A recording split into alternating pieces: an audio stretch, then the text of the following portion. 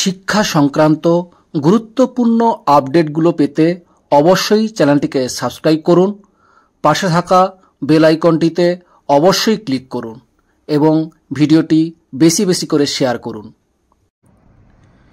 নমস্কার, আপনি দেখছেন শুভেন্দু একাডেমিক ইউটিউব চ্যানেল। খুবই গুরুত্বপূর্ণ একটা আপডেট দেখুন। 50% ডিএ পাওয়া যাবে এক সপ্তাহে।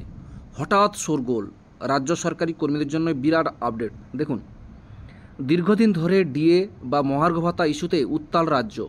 হাইকোর্টে গণ্ডি পেরিয়ে সুপ্রিম কোর্টের দুয়ারে ঠেকেছে মামলা। যদিও সর্বোচ্চ আদালতে বারংবার পিছিয়ে যাচ্ছে মামলার শুনানি। এরই মাঝে এবার 50% হারে মিলবে ডিএ, এমনই এক পোস্ট সামনে এলো, যা নিয়ে রীতিমতো তোলপাড়। 50% ডিএ এক সপ্তাহে পাওয়া যাবে যদি এই গ্রুপে 90,000 বন্ধু একসঙ্গে দাঁড়ায়। সম্প্রতি সোশ্যাল মিডিয়ায় ভাইরাল হয়েছে এমনই একটি পোস্ট। রাজ্য সরকারি কর্মচারীদের একটা ফেসবুক গ্রুপে সেই পোস্ট করেন রাজ্য সরকারি কর্মচারীদের সংগঠনের এক সদস্য।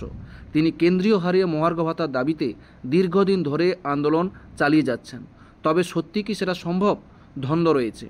জানিয়ে রাখি, বর্তমানে 14% হারে মহার্ঘ ভাতা পান রাজ্য সরকারি কর্মীরা। গত ফেব্রুয়ারি মাসে বাজেট পেশ করে মহার্ঘ ভাতা বৃদ্ধির ঘোষণা করে রাজ্য সরকার। এর আগে 10% হারে ডিএ পেতেন রাজ্যের অধীনস্থ কর্মীরা। ষষ্ঠ বেতন কমিশনের আওতায় মে থেকে তাদের মহার্ঘ ভাতা 4% বৃদ্ধি পেয়েছে।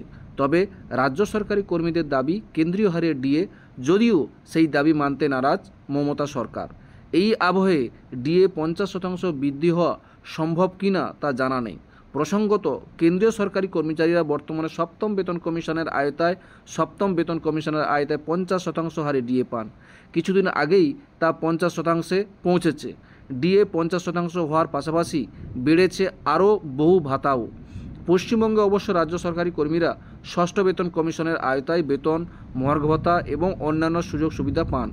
এখনও সপ্তম পে কমিশন গঠন হয়নি, তবে কবে তা হবে সেই নিয়েও কোনো আপডেট নেই। শেষ কয়েকবার পশ্চিমবঙ্গ রাজ্য সরকারি কর্মচারীদের যে ডিএ বৃদ্ধি পেয়েছে, প্রতিবারই তা বেড়েছে ষষ্ঠ বেতন কমিশনের আওতায়। এই ছিল একটা আপডেট, আপনাদের সঙ্গে শেয়ার করলাম।